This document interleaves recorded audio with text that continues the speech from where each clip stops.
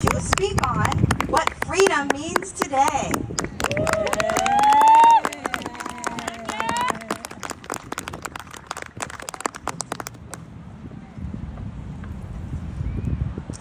Good morning, everyone.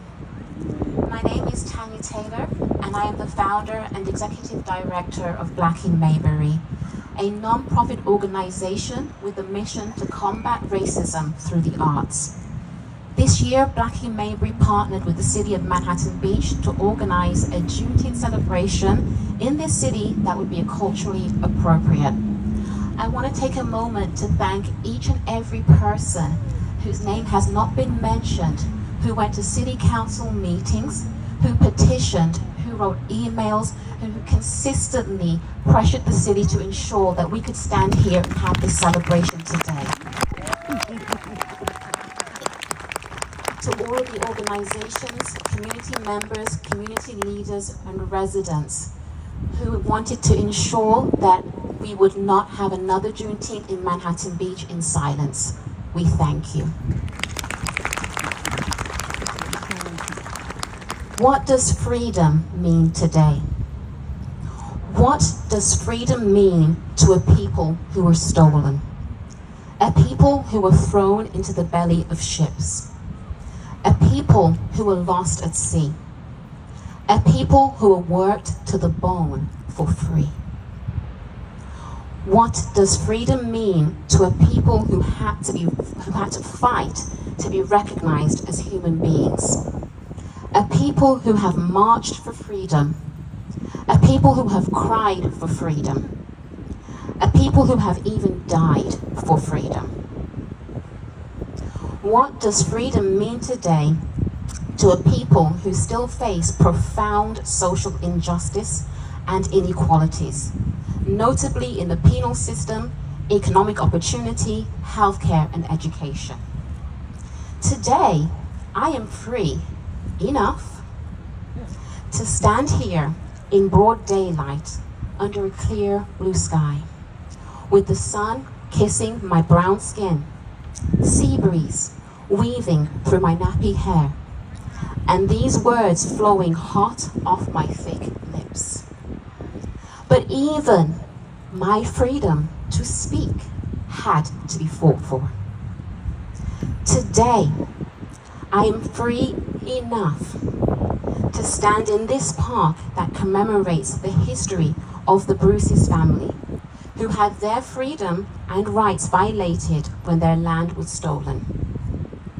But even the return of the land that they rightfully owned had to be fought for. Let us also remember that even all of you sitting here today, this right to be here was fought for. John Lewis said, "Freedom is not a state, it is an act. It is not some enchanted garden perched high on a distant plateau where we can finally sit down and rest. Freedom is a continuous action we all must take, and each generation must do its part to create an even more just society."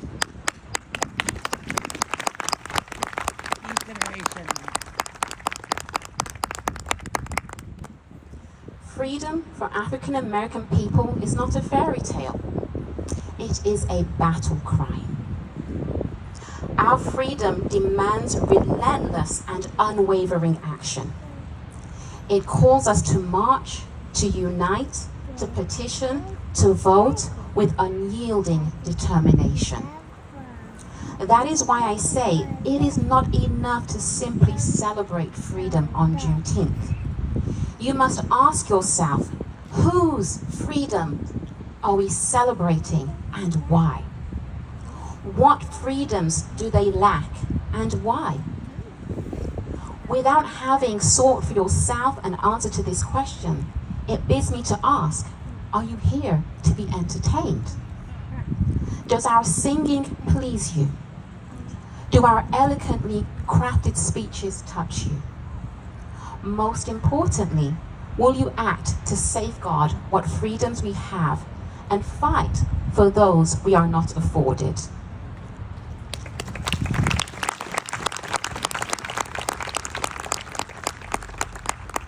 We must in unity continue the fight for true freedom, autonomy, equality, and injustice in order to have something to celebrate. The African American struggle for freedom is embedded in our culture. It is in our songs, our poetry, our dances. It is in the way we walk and the way we talk. It is even in our recipes. You cannot imitate the culture. You cannot buy the culture. No, Tanya. You cannot manipulate the culture. Nor should our culture be used for political advantage or momentary gain.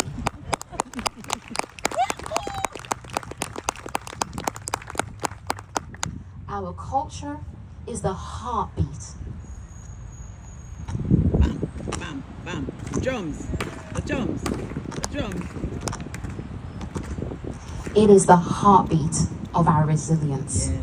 the soul of our identity, and the unbreakable spirit of our fight for justice. Juneteenth is an invitation from the African American community to all to join us in the struggle for true freedom and to celebrate with us the victories along the way.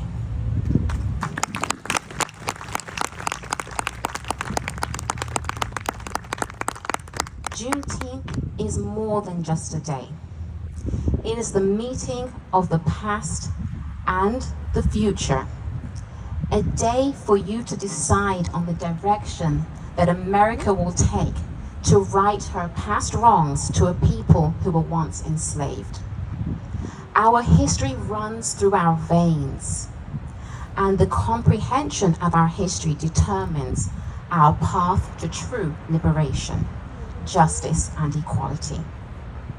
It is a call to action, a reminder of our resilience and a beacon of hope for our future, where freedom is truly universal. Before I finish my speech, I would ask us all to bow our heads for a moment of silence.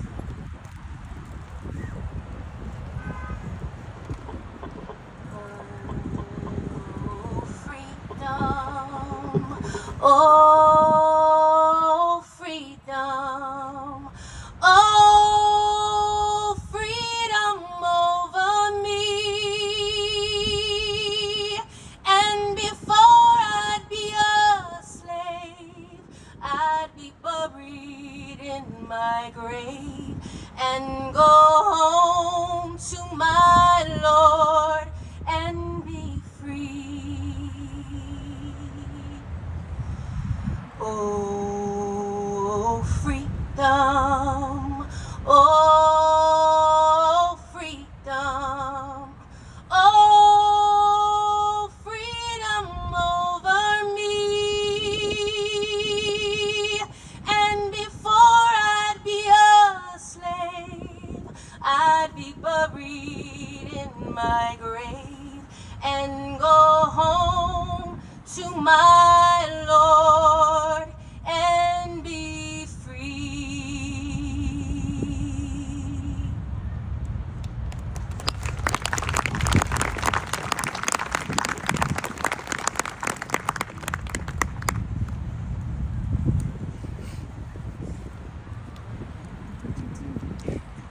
Take a minute of silence.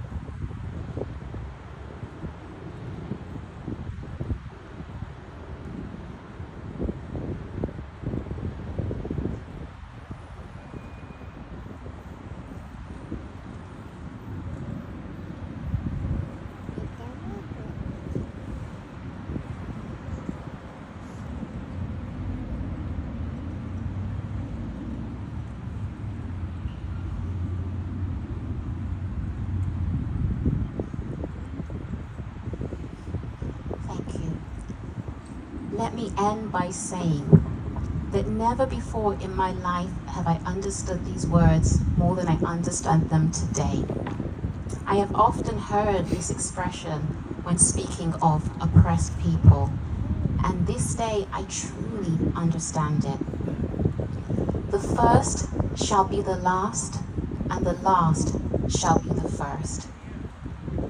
I had hoped today that rather than hearing a long list of our history spoken by those who failed to recognize themselves as the oppressing group, I had hoped to hear instead actionable ways in which the city may safeguard the freedoms of African American people as we stand here today to celebrate with you our freedoms.